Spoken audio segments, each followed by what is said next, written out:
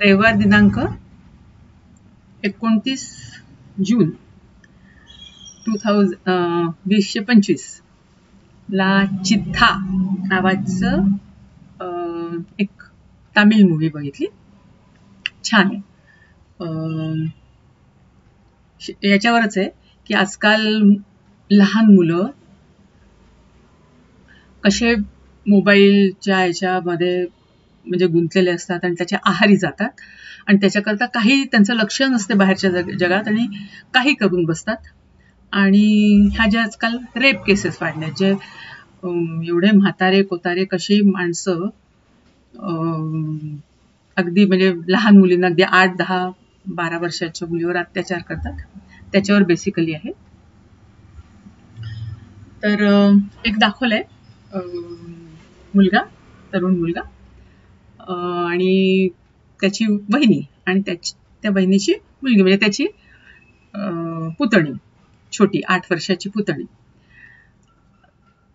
तो तिला छोटी छोटी म्हणत असतो आणि ती त्याला चाचू चाचू म्हणत असते. तो तिचा काका असतो. तर त्याचं इतकं प्रेम म्हणजे आई करणार नाही इतकं, आणि नवरा म्हणजे त्याचा भाऊ वारला असतो, मेला असतो. तर म्हणजे कोणी करणार नाही एवढं प्रेम तो त्या मुलीवर करत असतो. तिला आपल्या नजरेआड बिलकुल होऊ देत नसतो. तिला शाळेत घेऊन जाणं म्हणजे कधीही तिला असं एकटं सोडत नाही. तो नेणं आणणं पोचवणं काय सगळं तो करत असतो.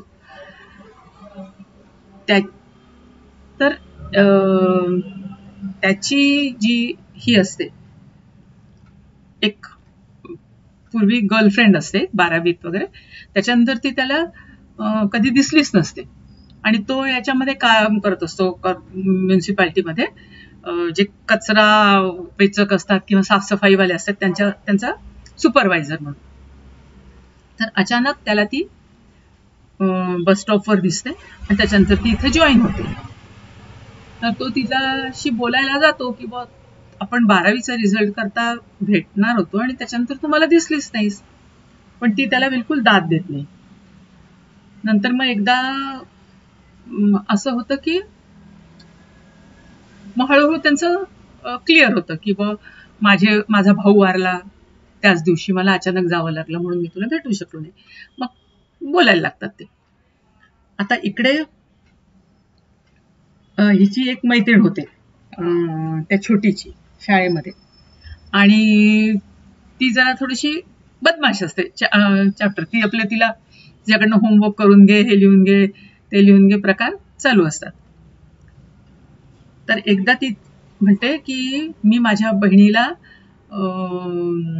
ऐकलंय की त्या कुठल्या तरी पहाडीवर हनुमान मंदिराच्या तिथे हरिण दिसतं, आपण हरिण बघायला जाऊया.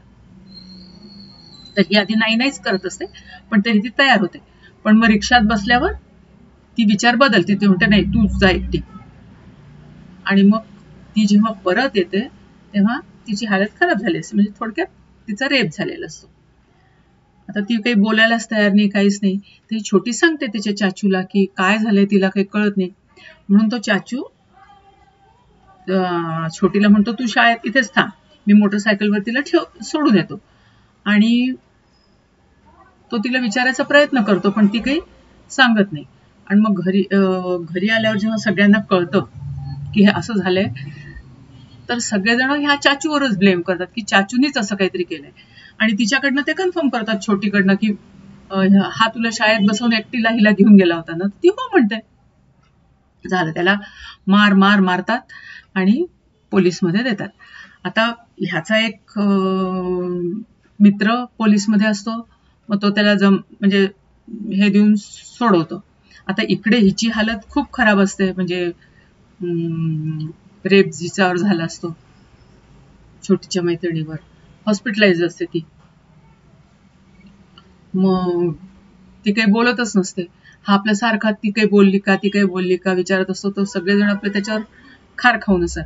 पण मग शेवटी जेव्हा ती होशमध्ये येते तेव्हा ती सांगते की म्हणजे तो कोण माणूस होता, काय झालं, ती सांगते सगळं. तर मग ह्याच्यावरचं म्हणजे ब्लेम तो जातो. तर एक दिवस ह्याला काहीतरी काम येते आणि ह्याला तिला शाळेत सोडता येत नाही. तर ही जेव्हा एकटी जात असते तर हिला तो एक माणूस मोबाईलचा लालच दाखवून घेऊन जातो आणि तिला ठेवतो आधी डांबून कुठे, म्हणजे तिला आधी लांब कुठेतरी घेऊन जातो, बसमधून उतरतात, अजून कुठेतरी जातात आणि थोडक्यात तिच्यावर रेप करायचा प्रयत्न करतो किंवा करतोय, म्हणजे जे पण.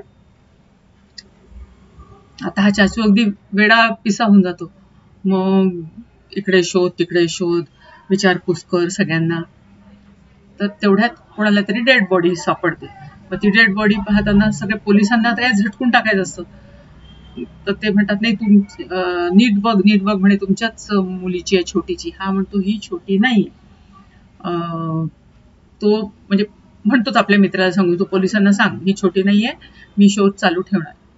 आणि मग तो शोधत राहतो आणि मग त्यांना शेवटी एका ठिकाणी छोटी सापडते. म्हणजे तो जेव्हा त्याला कळतं की आपल्या मागे पोलीस आहेत, तेव्हा तो ती छोटीला घेऊन परत पळ काढतो आणि बसनी दुसरीकडे जायचा प्रयत्न करत असतो. तर त्या प्रयत्नात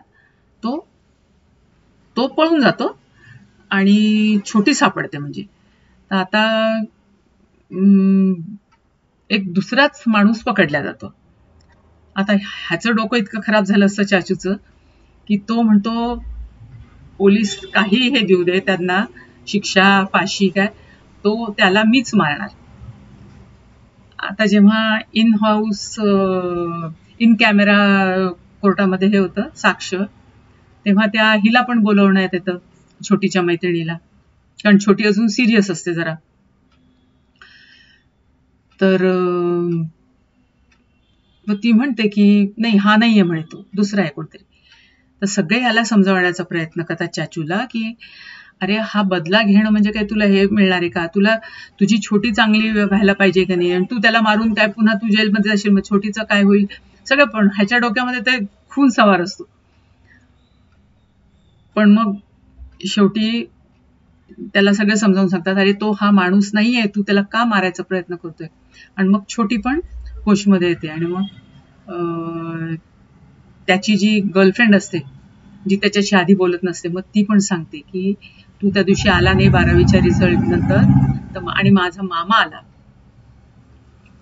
आणि मामा मला घेऊन गेला, त्यांनी माझ्याशी वर रेप केला आणि त्याच्यानंतर तो सतत करत राहिला.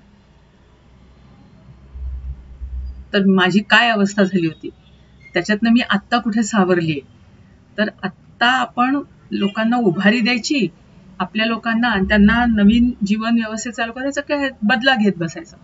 मग त्याला ते पटतं आणि मग तो नाच सोडून द्यायचा. म्हणजे त्याला वाजतो म्हणतो आता सापडेल त्याला शिक्षा होईल, ते पोलिसांचं काम आहे, आपण आपल्या छोटीबरोबर आनंदात राहूया आणि आपल्या गर्लफ्रेंड बरोबर.